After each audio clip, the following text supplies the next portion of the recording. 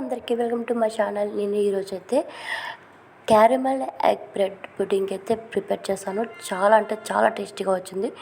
First time చేసా, ఎలా వస్తుందని భయపడ్డా, కానీ చాలా టేస్ట్ అయితే బాగా కుదిరిందండి. ఫైనల్లీ సక్సెస్ అయింది.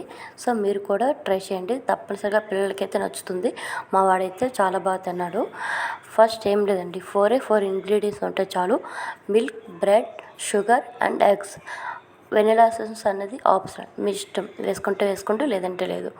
ఫస్ట్ ఏం చేయాలంటే 3 స్పూన్స్ షుగర్ వేసుకొని 2 స్పూన్స్ వాటర్ వేసుకొని అది క్యారమెల్ అలా కరిగి క్యారమెల్లా వచ్చేటట్టు చూసుకోవాలి. తర్వాత దాన్ని పక్కన పెట్టి ఒక బౌల్లో వేసి పక్కన పెట్టాలన్నమాట.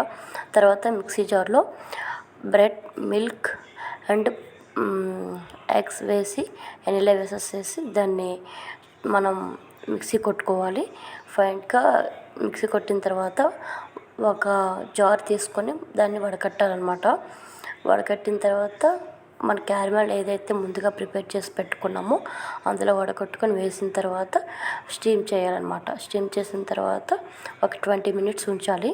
తర్వాత బయటికి తీసి చల్లారిన తర్వాత ఒక 1 అవర్ మనం డీప్ ఫ్రిడ్జ్లో పెట్టుకుంటే క్యారమెల్ అయితే రెడీ అయిపోయిందనమాట.